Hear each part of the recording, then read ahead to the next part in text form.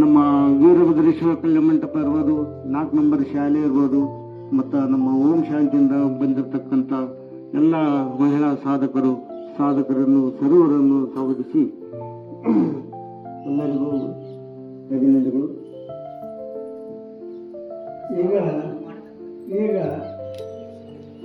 ನಮ್ಮ ಬಸವರಾಜ್ ಹಿರೇಮಠ ಅವರಿಗೆ ಇವರಿಗೆ ಮಾಂತೇಶ್ ಅವರು ಬಂದ ಪುಷ್ಪವನ್ನು ಅರ್ಪಿಸಬೇಕಾಗಿ ವಿನಂತಿ.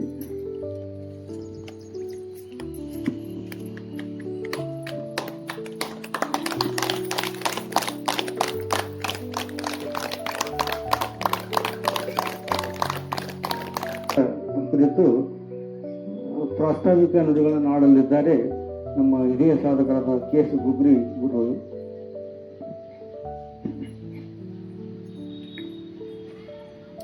ನಮ್ಮ ಪತಂಜಲಿ ಯೋಗ ಸಮಿತಿಯ ಎಲ್ಲ ಸದಸ್ಯರಿಗೆ ಬೆಳಗಿನ ನಮಸ್ಕಾರಗಳು.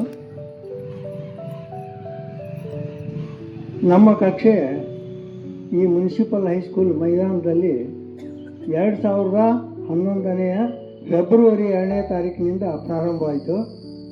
ಆವಾಗ ಶ್ರೀಯುತ ನಮ್ಮ ರಾಜ್ಯ ಪ್ರಭಾರಿಗಳಾದ ಬಾರೋಲ್ ಆರ್ಯಜಿ ಅವರು 1 ತಿಂಗಳ ನಿರಂತರವಾಗಿ ಇಲ್ಲೇ ನಮ್ಮ ಕಕ್ಷೆಯ ಕ್ಲಾಸ್ಗಳನ್ನು ತೆಗೆದುಕೊಂಡರು.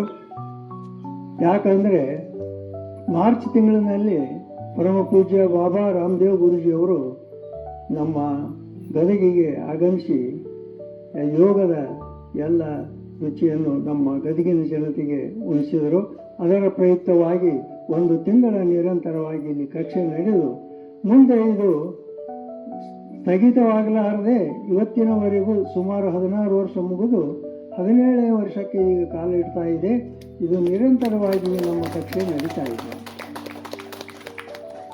ಈಗ ಇದರಲ್ಲಿ ಮೊಟ್ಟ ಮೊದಲನೇದಾಗಿ ನಮ್ಮ ಭಾರತ್ ಸ್ವಾಮಿ ಟ್ರಸ್ಟ್ನ ಅಧ್ಯಕ್ಷ ಆದಂಥ ನಮ್ಮ ಆತ್ಮೀಯರು ರುದ್ರಣ್ಣ ಗುಳುಗುಳಿ ಅವರು ಅವತ್ತು ಅವರು ಭಾರತ್ ಸ್ವಾಮಿ ಟ್ರಸ್ಟ್ ಅಧ್ಯಕ್ಷರಾಗಿ ತಮ್ಮ ಪಾದಾರ್ಪಣೆ ಮಾಡಿ ಪದಗ್ರಹಣವನ್ನು ಮಾಡಿ ಇವರೊಂದಿಗೆ ಇನ್ನೂ ಹಲವಾರು ಜನ ಪ್ರಮುಖರಿದ್ದರು.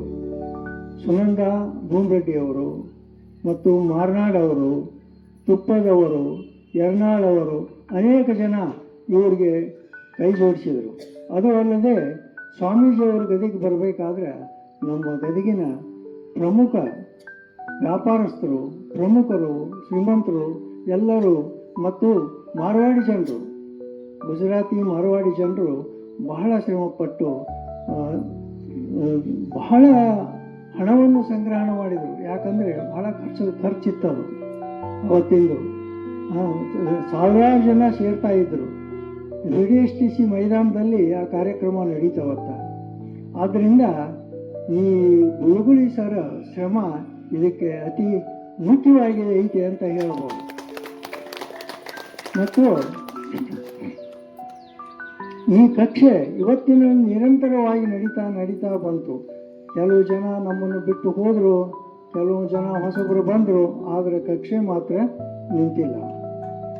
ಮುಂದೆ ಇವತ್ತ ಸನ್ಮಾನಗೊಳ್ಳುತ್ತಿರುವಂತಹ ನಮ್ಮ ನಾಗರತ್ನ ಬಡಿಗಣ್ಣವರು ಅವ್ರ ಮನೆಯವರು ಇಲ್ಲಿ ವಾಕಿಂಗ್ ಮಾಡ್ತಾಯಿದ್ರು.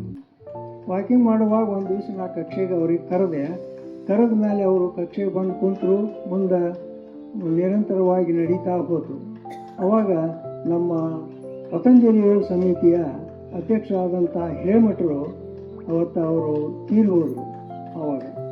ಹೋದ ನಂತರ ಬಡಿಗಣ್ಣವರು ಅಧ್ಯಕ್ಷ ಆದರು.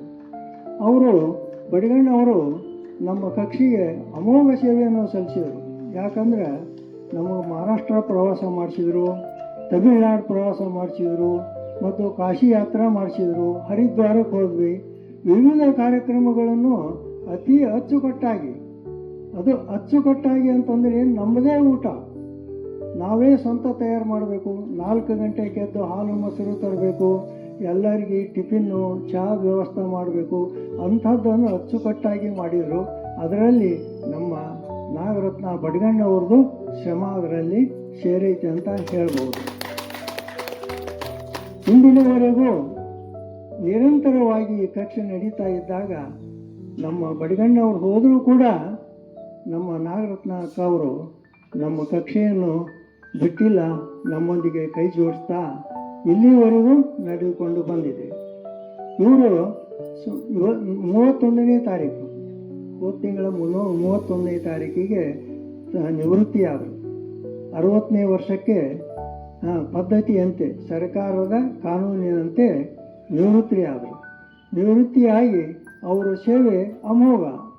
ರಾಣಾ ಪ್ರತಾಪ್ ಸಿಂಗ್ ಹೈಸ್ಕೂಲು ನಿರ್ಮಾಣವಾದಾಗ, ಪ್ರಾರಂಭವಾದಾಗ ಇವರು ಅಲ್ಲಿ ಹೋದಂಥವ್ರು. ಮುಂದೆ ಅದು ಗ್ರ್ಯಾಂಟ್ ಆದ ನಂತರ ಅಲ್ಲಿ ಸುಮಾರು 34-35 ವರ್ಷ ಅವರ ಸೇವೆ ಹೈಸ್ಕೂಲಿಗೆ ಸಲ್ಲಿಸಿದ್ದಾರೆ ಅಂತ ಹೇಳಿ ನಾನು 2 ಮಾತುಗಳನ್ನು ಮುಗಿಸ್ತೇನೆ. ವಂದನೆ.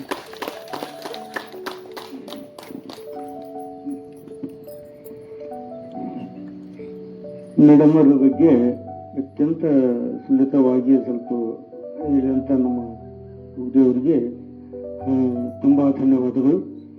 ಹಾಗೆ ಹೀಗೆ ತಾನೇ ಬಂದಂಥ ನಮ್ಮ ಹಿರಿಯ ಶಿಕ್ಷಕರು ಮತ್ತು ರಾಷ್ಟ್ರ ಪ್ರಶಸ್ತಿ ವಿಜೇತರಾದಂಥ SN ಬುರ್ರಾನ್ ಕೂಡ ಈ ಒಂದು ವೇದಿಕೆಗೆ ಸ್ವಾಗತವನ್ನು ಕೋರುತ್ತಿದ್ದೇನೆ.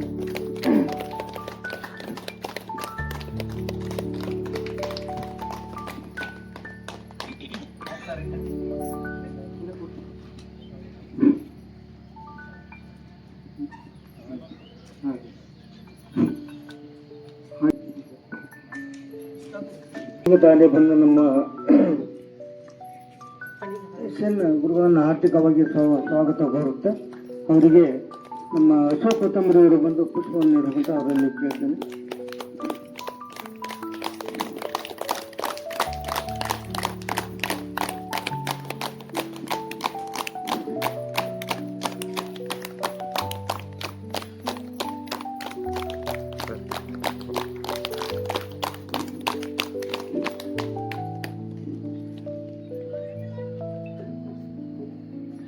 ಅತ್ಯಂತ ಸುಮಧುರವಾಗಿ ಆಡಿದಂಥ ನಮ್ಮ ಜಾನಕಿ ಮೇಡಮ್ ಅವರಿಗೆ ಆಗಲೇ ಸ್ವಲ್ಪ ಪುಷ್ಪವನ್ನು ನೀಡಬೇಕಾಯಿತು, ಸ್ವಲ್ಪ ಕ್ಷಮಿಸಿ.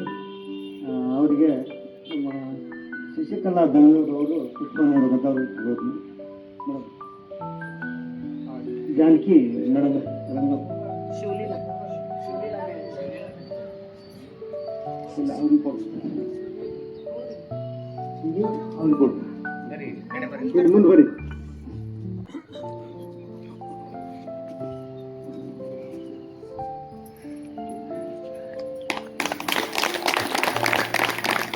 ಶಾಂತಿಯಲ್ಲಿ ಕಕ್ಷೆ ನಡೆಸ್ತಕ್ಕಂಥ ನಮ್ಮ ಶಿವ ಬೆಂಗಳೂರು ಕೂಡ ಪುಷ್ಪ ನೀಡಬೇಕಾದ್ರೆ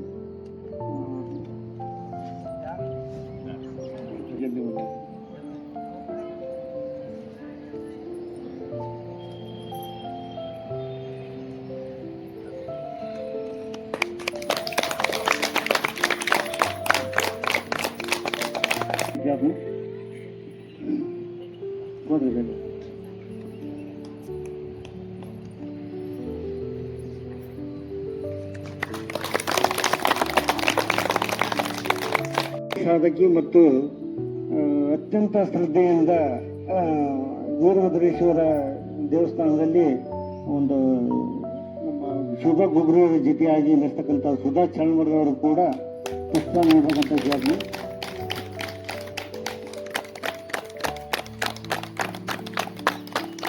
ದಂಪತಿಗಳ ಸಮೇತ ಆಗಮಿಸ್ತಕ್ಕಂಥ ನಮ್ಮ ಮುತ್ತುಲ್ದಿನ್ನ ದಂಪತಿಗಳಿಗೆ ಪುಷ್ಪ ನೀಡಬೇಕಂತ ಕೇಳಿ.